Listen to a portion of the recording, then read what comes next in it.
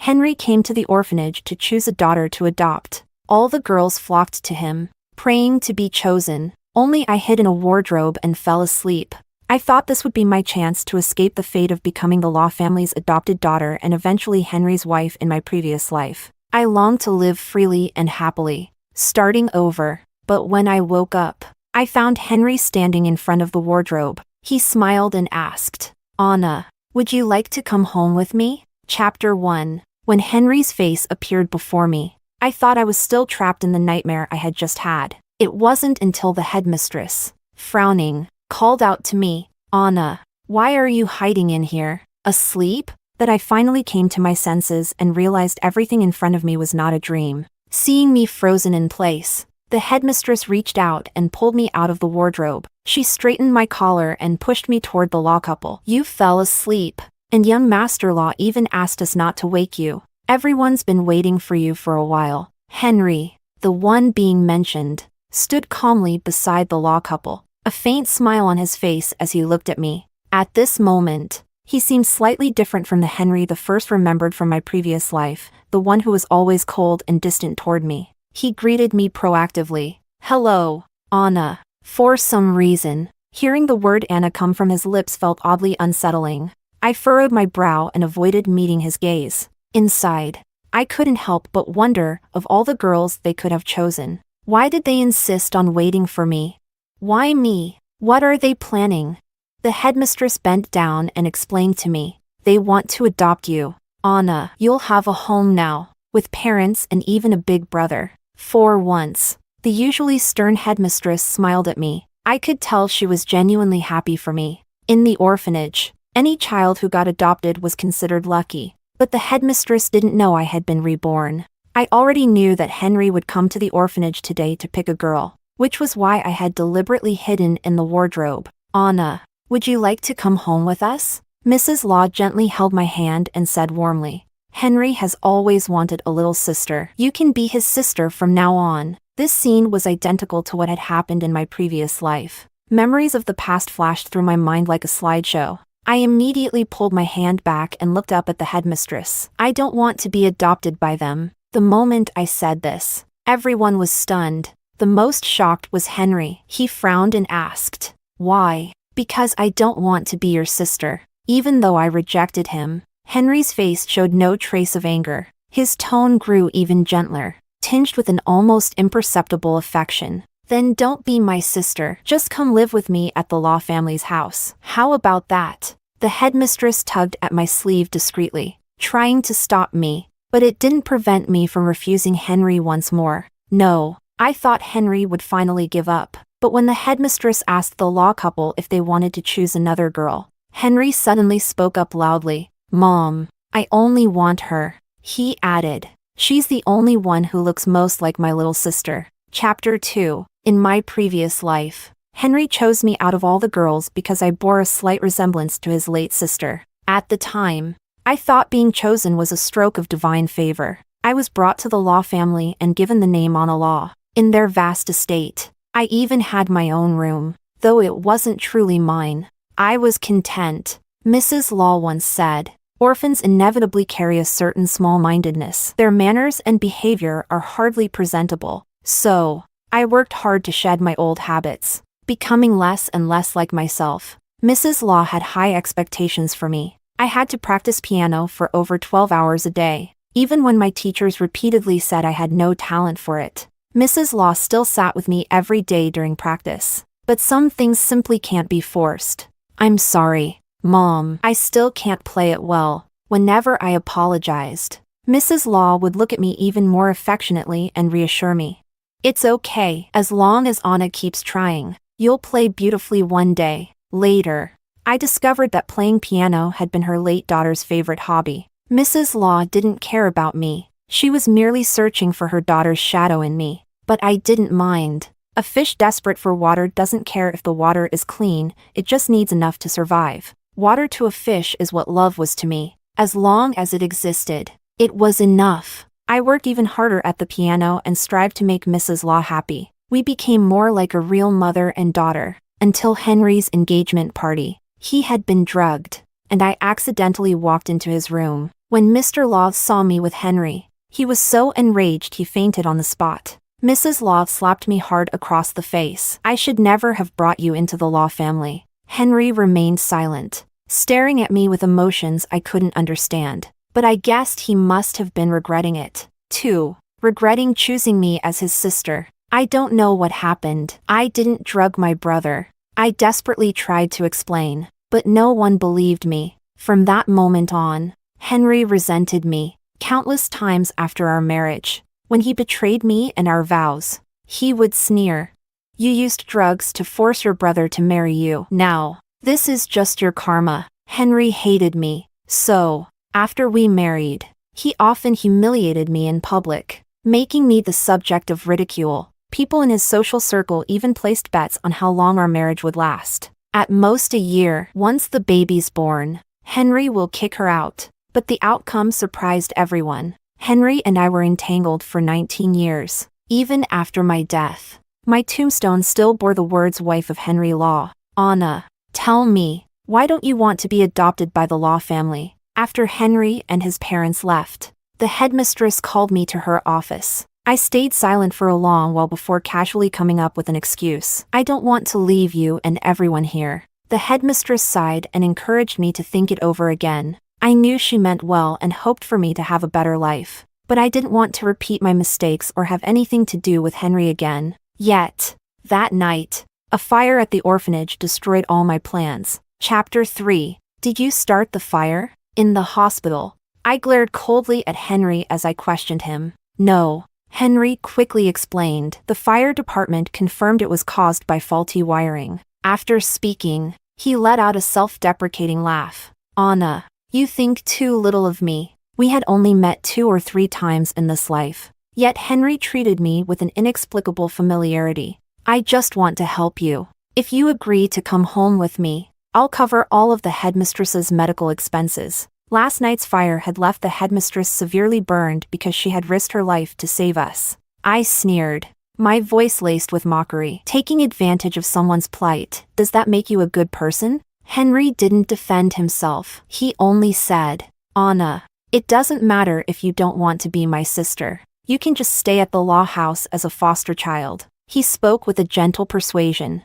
retreating step by step. But I grew more curious. Why are you so insistent on taking me to the Law family? Henry replied, because my mom has been missing my sister a lot lately. And you look very much like her. I want to bring you home to keep her company. I half believed, half doubted his words. Henry's behavior was just too strange. Is that all? I pressed. Henry hesitated for a moment before nodding. That's all. Although I didn't want to have anything to do with Henry. The headmistress was still lying in a hospital bed. On the way to the Law family's house, Henry kept trying to make conversation, but I remained silent, perhaps realizing he wasn't well liked. He softened his tone to justify himself. The Law family can provide you with better opportunities, no matter what. It's better than staying at the orphanage. Anna, don't blame me. I'm doing this for your own good.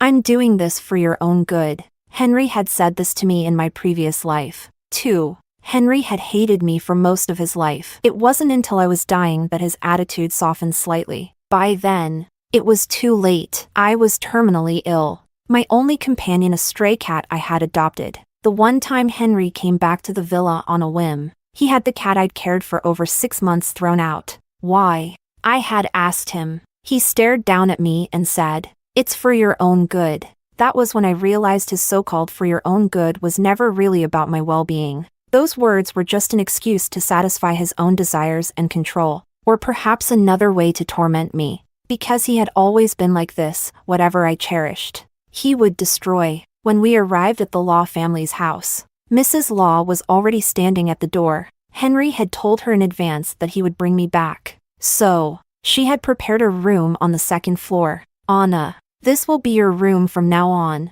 she said warmly, holding my hand. "Do you like it?" I lowered my eyes, staring at her hand holding mine for a moment before pulling away. I was no longer the girl from my previous life, desperate for motherly love. "Mrs. Law, this was your biological daughter's room, wasn't it? I can tell you've preserved her belongings carefully. They must mean a lot to you." If I stay here and accidentally damage anything, you'd surely be upset. I notice there are guest rooms downstairs. I'll stay in one of those instead." Mrs. Law looked at me and seemed about to say something, but she was interrupted by Henry. "Mom, if Anna wants to stay downstairs, have someone prepare a room for her." I glanced at Henry, who had spoken up for me. What he didn't know was that my reluctance to stay on the second floor wasn't just about the room. It was because his bedroom was right next door. In my previous life, before Henry's engagement, we had been on good terms. Once, during my teenage years, Mrs. Law had asked me, "Anna, what kind of boys do you like?" I had glanced at Henry, just back from a run, and jokingly replied, "I like boys like my brother." That thoughtless joke later became damning evidence. Whenever I tried to explain myself to Henry, "I didn't drug you," he would grip my neck and sneer. "You said at 16 that you liked me. You liked me for so many years that you resorted to drugging me to force me to marry you. Now you won't even admit it?" Chapter 4. Perhaps being back in the Law family's mansion triggered something in me, because that night, I dreamed about my previous life. During my final days, the doctor had said, "It's not good for you to stay alone like this all the time. Call your family or friends to come and keep you company." I don't have any family. As for friends, my closest friend used to be Henry's fiancée, Margarita. She returned to the country in the 5th year of my marriage to Henry. Henry personally picked her up from the airport and even hosted a grand welcome dinner in her honor. Someone deliberately recorded a video of the event and sent it to me, a short clip of the two of them sitting in a corner, passionately kissing. The video was only a few seconds long, but I watched it over and over all night. That night, I made a decision. I would give up on my second child and ask Henry for a divorce. He asked me, "Why?" I showed him the video. "Henry, I know you were forced to marry me back then, but now Margarita is back, and it seems like she's forgiven you. Let's get a divorce and go our separate ways." This wasn't the first time I had brought up divorce, but Henry had always refused. I thought that with Margarita back, he would finally agree this time, but instead, he tore up the divorce papers I had prepared and deleted the video from my phone. "Anna? Anna?" I suddenly woke up and instinctively slapped Henry across the face. The teenage Henry looked at me, his eyes filled with a hint of grievance. "I heard you crying from outside, so I came in to check on you," he said, turning to leave. At the door, he paused and added, "Hurry up and get ready for breakfast. You'll be late for school." Just like in my previous life, the Law family had transferred me to Henry's school. As I followed him into the classroom, someone asked, "Henry, who's she?" Henry introduced me. "This is Anna. She's currently staying with my family." It struck me how different this was from my previous life. Back then, Henry would always say, "This is my sister, Anna Law." Watching Henry walk just one step ahead of me, I suddenly realized he seemed different from the Henry the first remembered. He wasn't like the cold teenager of my past, nor was he the vengeful, tormenting man from later years. My heart skipped a beat as a sudden thought struck me. "Henry, Henry." I called his name, preparing to voice my suspicions, but someone else called him at the same time. Henry glanced at me, then looked past me to the person standing behind me. I turned to see who it was. Standing in the doorway was Margarita. "Henry, wait for me after school. I need to talk to you," she said. Only then did Margarita notice me standing beside Henry. Her gaze wasn't friendly. She sized me up, her eyes full of challenge. "So you're the girl staying with the Laws?" Despite being my best friend in my previous life, I immediately felt the hostility in her eyes. This was completely different from before. In my previous life, when Margarita learned I was Henry's sister, she had warmly taken my arm, called me Anna, and brought me into her social circle. But now, her attitude toward me was more like how it had been during our last unpleasant encounter in my previous life. During that meeting, I had asked her, "The security footage shows only you and me entering Henry's room that night. I didn't drug him, was it you?" At the time, I couldn't understand why she would sabotage her own engagement to Henry if she loved him so much. "Her name is Anna," Henry answered for me. Margarita glanced at me, gave a perfunctory smile, and said nothing more. Later, as I sat at my desk, I noticed Margarita frequently turning to look back at me, though I found it odd. I forced myself to ignore her and focus on class. Chapter 5. In my previous life, I wasn't a good student, but Mrs. Law didn't care about my poor grades. If anything, the worse I performed, the happier she seemed. She would always say, "Anna is becoming more and more like her." She wasn't a studious girl either. Parents who truly love their children think about their long-term future. They wouldn't be content with raising a beautiful failure. The truth was, she had never seen me as her real daughter. To her, I was nothing more than a temporary substitute for her deceased child.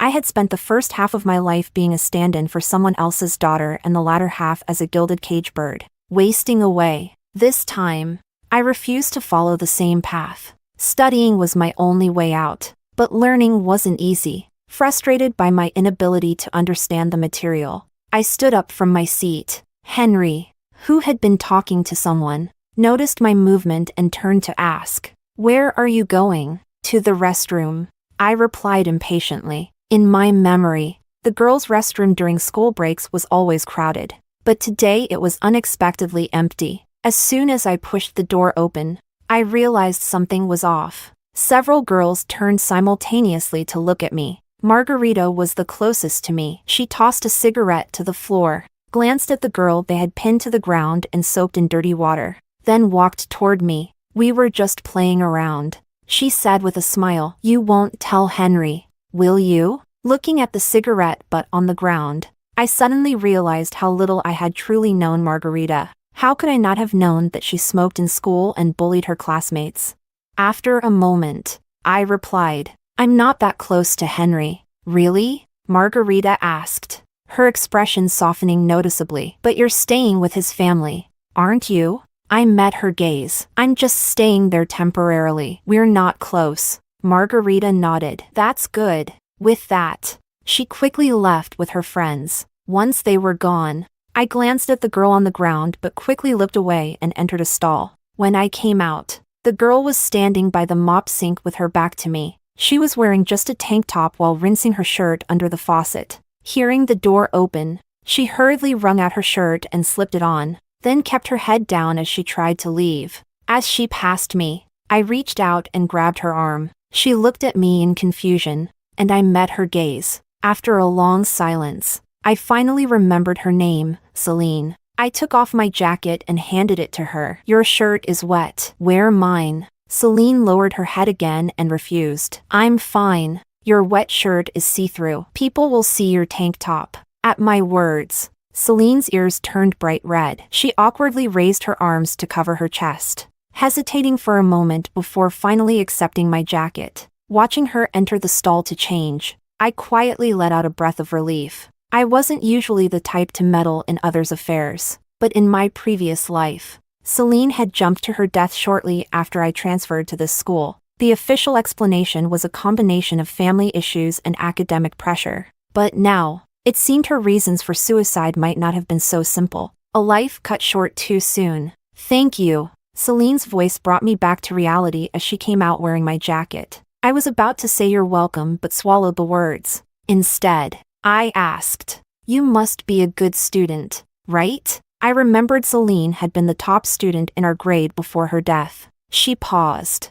then nodded. "I guess so, Celine," I said, glancing at my jacket on her. "I lent you my jacket. How about you tutor me in return?" Before she could refuse, I added, "We'll be changing seats after the quiz. Let's sit together so it's easier for you to help me." Celine hesitated for a long time before finally agreeing. After school, Henry insisted I ride home with him. As soon as I got in the car, Margarita called out to him, "Henry, can we talk?" I wasn't interested in their conversation and didn't want to eavesdrop, but the area was quiet, and Margarita was emotional, her voice carrying clearly. "Henry, are you breaking up with me because of Anna?" "Henry, we've been together for so long. Anna shows up, and you immediately break up with me. Who else could it be about?" Henry sounded a little exasperated. "It has nothing to do with anyone, Margarita.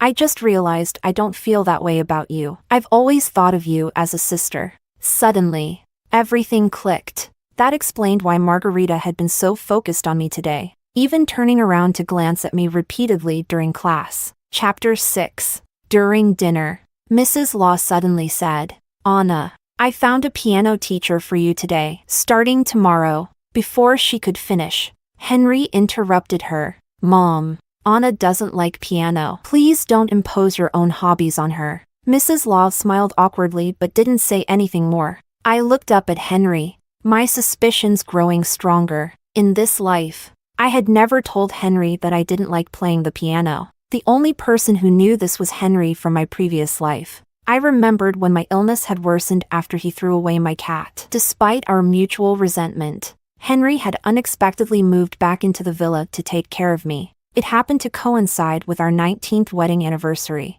Henry gave me a Steinway piano that had been airshipped from abroad. Even though I said, "I don't like the piano, I only learned it because Mom liked it," he still gave me a set of jewelry later that night as a replacement. He had suddenly become a different person, meticulous and patient. "How do you know Anna doesn't like piano?" Mrs. Law, unwilling to give up, turned to me. "Anna, would you like to learn piano?" I quickly gathered my thoughts and smiled as I declined. "Mrs. Law, I need to focus on my studies. I really don't have time to learn piano." After dinner, I was heading to my room to rest when Henry stopped me. "Anna, after tomorrow's quiz, we'll get to pick our seats based on our rankings. Where do you want to sit?" Seeing my lack of response, Henry continued, "How about the 5th seat by the window?" That had been my seat throughout my school years in my previous life. Henry's gaze was intense, as if he was eager for my affirmation. I glanced at him deeply before casually replying, "Whatever." My indifferent response seemed to inexplicably excite him. Until the next day, he watched in shock as I walked past him and sat down next to Celine. "Anna," Henry called out to me in front of everyone. He forced a smile and asked, "Did you go to the wrong seat?" "No." Henry stood awkwardly in place. After a long pause, he quietly sat down. "You were the first to pick a seat. Why did you choose this one?" I asked Celine, unable to hold back. Celine had chosen a terrible spot, front and center in the first row. "I'm nearsighted. I can't see the blackboard from far away," she explained. She didn't usually wear glasses. Seeing my skepticism, Celine added bluntly, "I don't have extra money, so I never got a pair." "Oh," I mumbled. "I thought you were trying to keep others away by picking such a terrible spot for me." Celine looked up from her quiz paper and said matter-of-factly,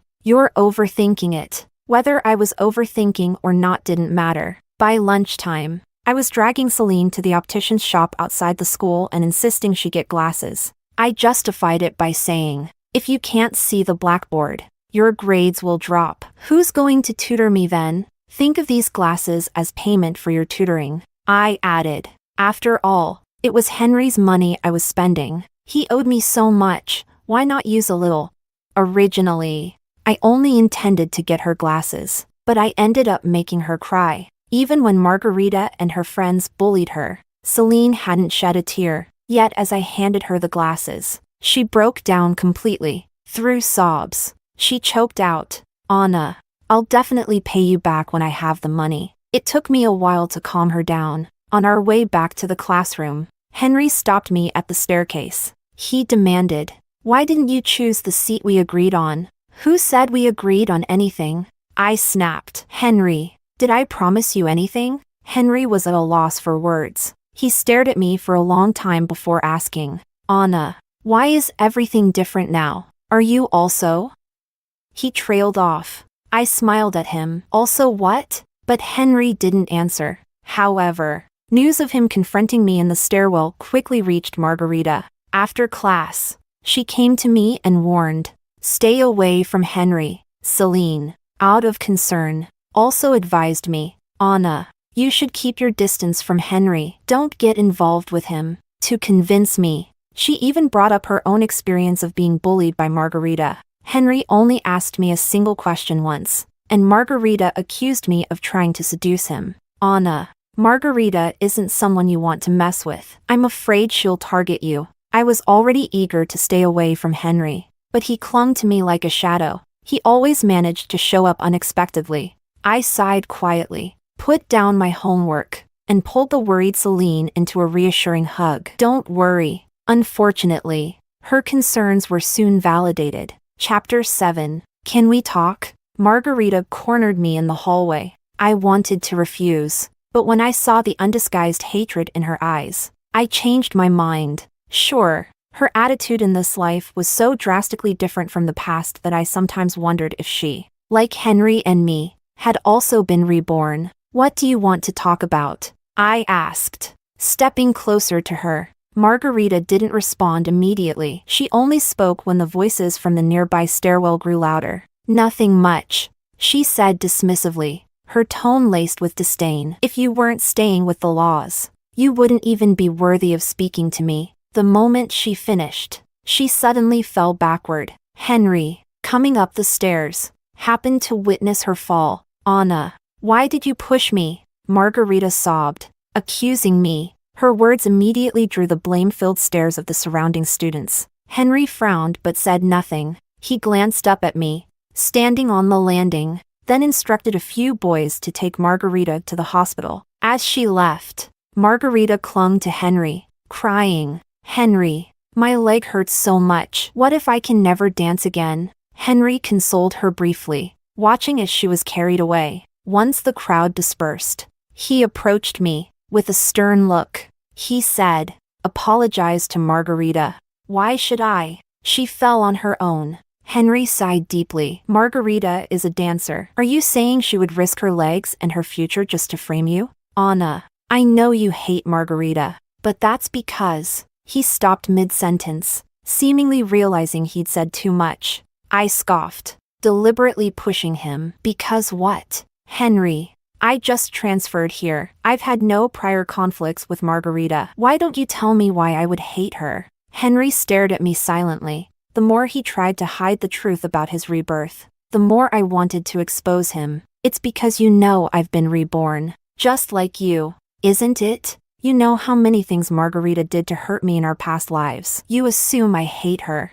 that I pushed her out of revenge, right? I thought I'd cornered him into admitting it, but after a long silence, Henry simply denied it. I don't know what you're talking about, but if you did something wrong, you should apologize. Let's go apologize to Margarita, okay? I laughed in disbelief. Henry, you're still the same, even after living another life. You're still a coward who lies to himself, unwilling to face his past mistakes. He wouldn't even admit to his rebirth. My words made Henry's pupils tremble, but he quickly looked away, avoiding my gaze. I need to check on Margarita. With that, he turned and walked away. I didn't know if he was genuinely concerned for her or just trying to escape me, but I wasn't going to let him off so easily. I quickly caught up to him. If you think I pushed her, then I should go see her too, and maybe help her remember who actually pushed her. Chapter 8. When Henry and I arrived at the hospital,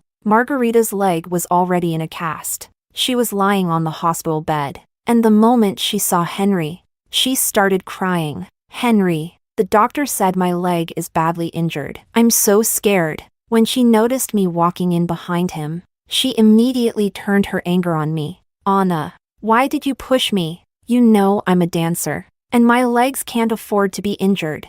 I listened silently as she vented her accusations before smiling and asking, Margarita, are you sure it was me who pushed you down the stairs? There were only the two of us there. If it wasn't you, who else could it have been? Her emotions flared as she put on an impressive act. I've been dancing since I was a child. You know how much I treasure my legs. You've ruined me. My parents won't let this go, and the school will definitely expel you. Anna, Henry tried to calm her down, gently patting her back before turning to me with another demand. Anna, apologize. I ignored him. Instead, I continued to address Margarita. Are you assuming there's no surveillance in the stairwell and that you can frame me with impunity? Margarita, I'd suggest you check again. Look carefully for any cameras you might have missed. For a brief moment, Margarita's expression froze. I caught the flicker of unease in her eyes. Margarita hadn't been reborn. If she had, she would have known that the surveillance cameras on the adjacent school building captured the area around the stairwell.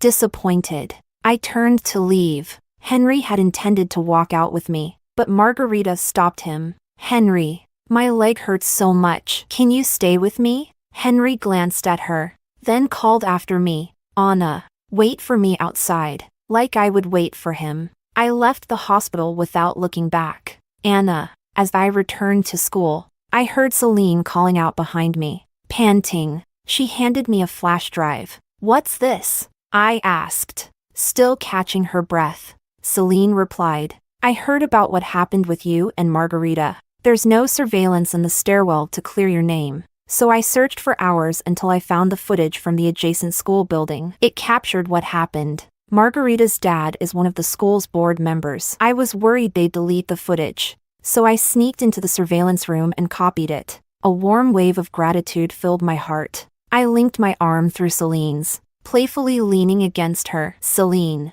you're so good to me. Celine adjusted her glasses, clearly flustered. Even as she tried to suppress her reaction, I noticed the tips of her ears turning red, trying to sound aloof. She muttered, hurry back to class. Midterms are coming up. You need to focus on studying. As it turned out, the footage Celine had worked so hard to copy wasn't even necessary. That evening, Margarita was caught in the school hallway, sneaking around to find surveillance footage. Unfortunately for her, she ran into Henry and me. Before I could say anything, Henry stepped forward and asked, what are you doing here alone so late at night? Margarita stammered, unable to come up with a convincing excuse. Feeling sorry for her awkwardness, I decided to help her out. She's obviously worried, so she came back to check the surveillance footage. I said kindly. I even pointed toward the adjacent school building. The cameras you're looking for are over there. They'll have captured everything.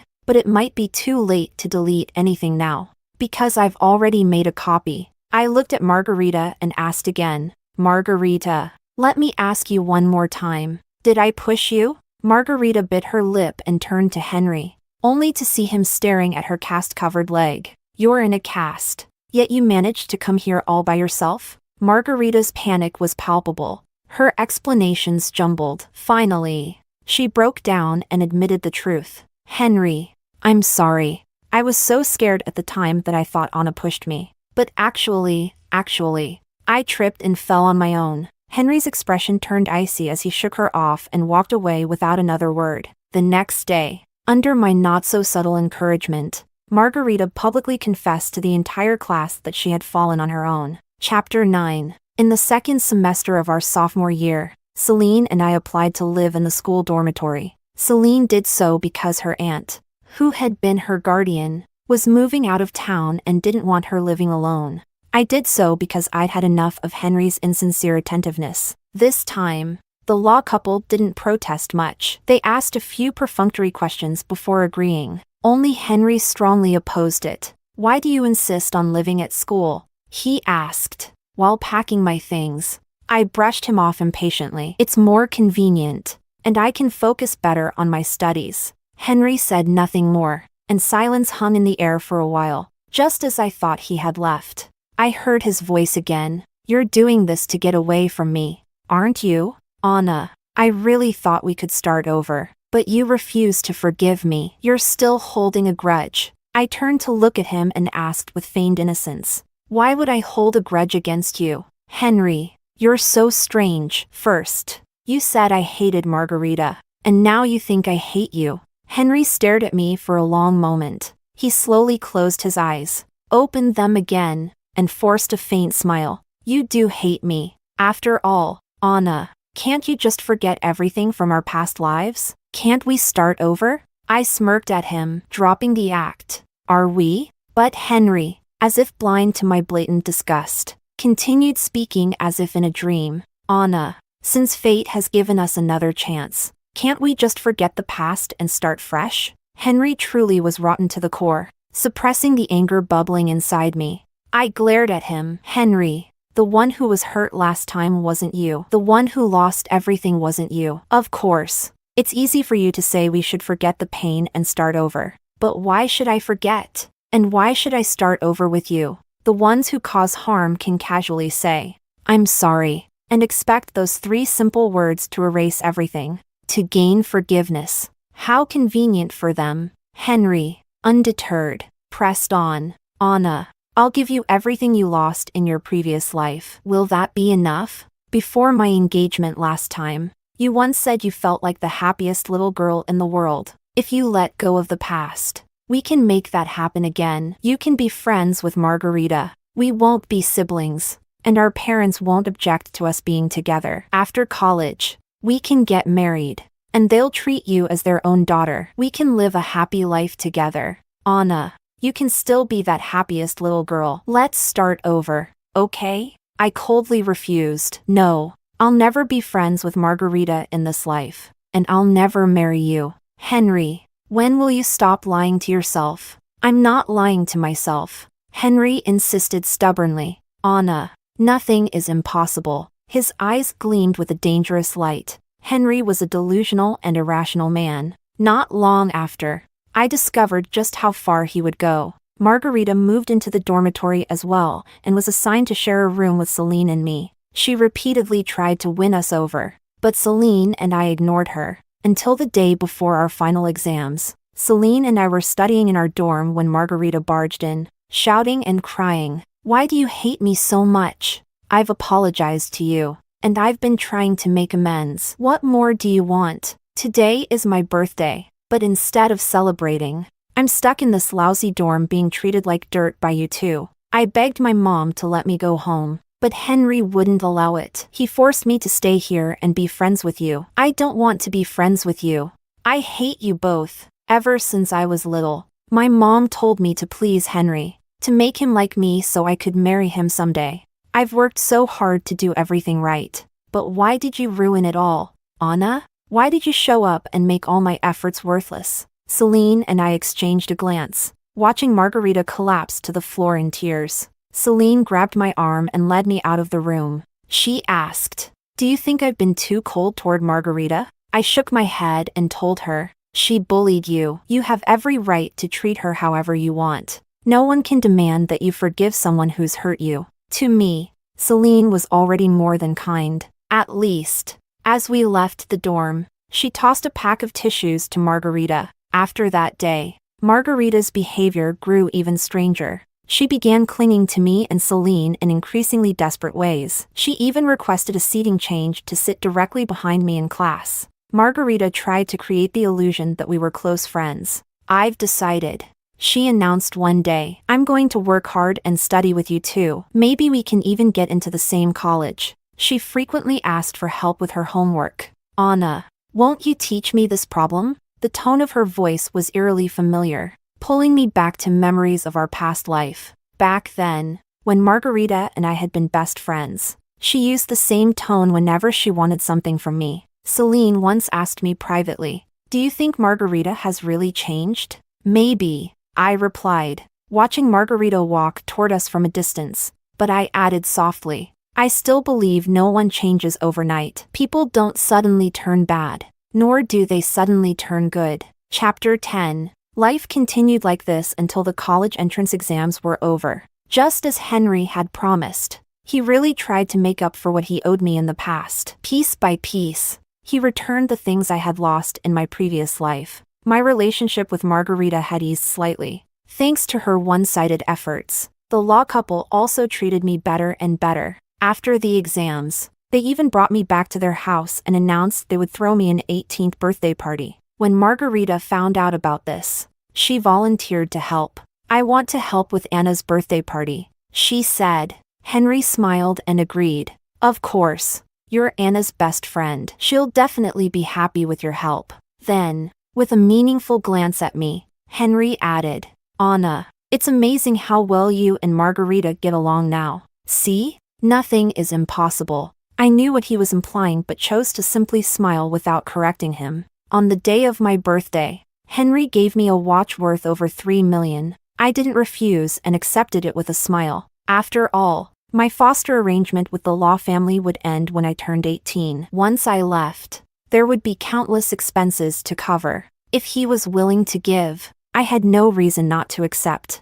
The law's influence in the city was significant. Even for my birthday party, many prominent figures attended. Margarita invited several of our classmates, while I only invited Celine. The extravagant nature of the party made both Celine and me feel out of place. We slipped away to the backyard together. "What are your plans for the summer?" I asked. Celine sipped her juice and replied softly. "I plan to get a summer job. I need to earn enough to cover my expenses for freshman year." I fiddled with the watch on my wrist, telling her I wanted to join her. Before I could finish my sentence, a scream erupted from inside the mansion. When Celine and I rushed to the second floor, we found Henry and Margarita already dressed, but the disheveled bed and the suggestive marks on their bodies made it clear what had transpired. Mr. Love slapped Henry across the face in front of everyone. "How could you do something like this? Don't you have any shame?" Margarita stepped forward, shielding Henry as she cried and pleaded for him. "Uncle, please don't blame Henry." The house descended into chaos. Henry noticed me standing in the crowd. He tried to come over to explain, but Margarita's parents blocked his path. "Henry, you're not going anywhere. You need to give us an explanation." The party ended abruptly, with guests leaving early. By around 10 p.m., Margarita's family finally left the law residence. Judging by their cordial expressions and polite conversation, it seemed the two families had reached an agreement on how to handle the situation. On my way back to my room, I overheard Mr. Law in the study telling Mrs. Law, "Let's arrange their engagement in a few days. Start preparing for the engagement party." Late that night, Henry knocked on my door. I pretended not to hear. The next morning, just as I was heading out to join Celine for a summer job, Henry stopped me. He tried to explain. "I don't know what happened last night. I was drugged." "Oh," I replied with a mocking smile. "Drugged by someone else or by yourself?" Henry's eyes filled with pain. "Why would I drug myself? Why not?" My tone was sharp. "Henry, wasn't that exactly what you did in our past life? You drugged yourself, ruined my reputation, and then made me take the blame. In my previous life, I had always believed Margarita was the one who drugged Henry. It wasn't until I was on my deathbed that Henry confessed. He had said, 'Anna, what else could I do? I liked you. I actually liked my own sister. I thought that if I did this, our parents would agree to let me marry you. But I never expected my father to die of a heart attack because of it. Anna, if it weren't for loving you, I wouldn't have caused my father's death or lived my life in guilt, unable to even face my own mother. Anna, you're at fault too, so you're meant to stay in this hell with me.' He had clung to me then, sobbing, 'Anna, don't leave me. I was wrong. I really was. I shouldn't have hurt you.' Henry had deceived others and himself in that life. He even shifted the blame for drugging himself onto me, as if absolving himself would make him feel better. He had always been a coward, whether in the past life or this one.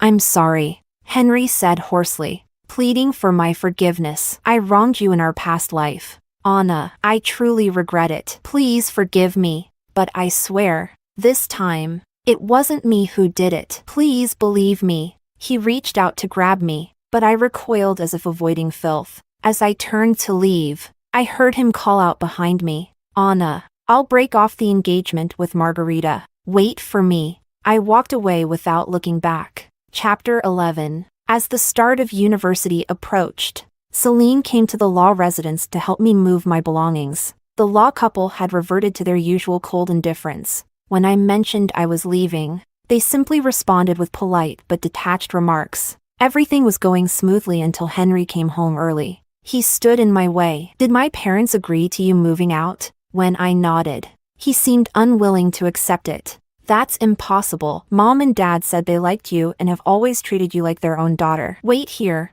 I'll go ask them." The moment he stepped into the house, Celine and I carried our things out and left. As we exited the neighborhood, we ran into Margarita. She didn't greet us like she used to, nor did she try to curry favor with me or Celine anymore. At first, it seemed like she wanted nothing to do with us, but for some reason, she suddenly turned back and called out to me, "Anna, did you really think I wanted to be friends with you? Honestly, if it weren't for Henry's insistence, I wouldn't even spare you a glance." Perhaps emboldened by her engagement to Henry, Margarita leaned close and revealed a secret. "Your birthday party? I was the one who drugged Henry that day." I glanced at Margarita, feeling an overwhelming sense of how perfectly matched she and Henry were. Even their repulsive schemes aligned so well. I'll be marrying him soon, becoming part of the Law family. Anna.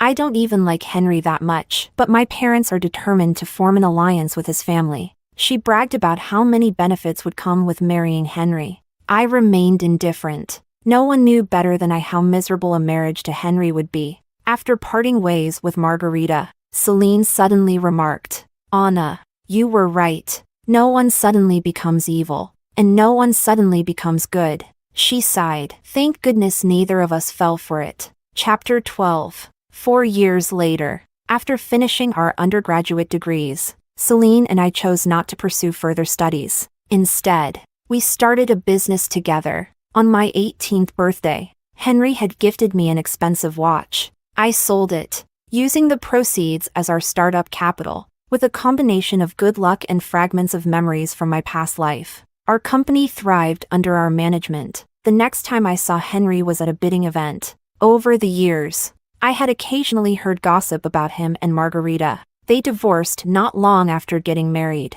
At first, Margarita refused to agree to the divorce, but Henry had his ways. She suffered so much under his methods that she eventually had no choice but to relent. After the bidding ended, Henry caught up with me in the parking lot. He stood there, awkward and hesitant, before finally saying, "I'm sorry, Anna." I glanced at him briefly. "If you're really sorry, then withdraw from the bidding." Henry paused, then surprisingly agreed. "All right." Even so, I didn't take it seriously. Henry was an incredibly selfish person. His apologies were always empty words. When it came to matters involving his own interests, no one was more calculating than him. Later, I called Celine and gave her a quick update on the bidding. Celine sighed. "The Law family is in this too? Does that mean we don't stand a chance?" "Not necessarily," I replied. "If the Law family has stooped to competing with a newly established company like ours, it only proves that they're on the brink of collapse. Mark my words, we've got this in the bag." Hearing my confidence, she let out a sigh of relief. "If you say so, then I'll stop worrying." Celine always trusted me. She believed in me, no matter what.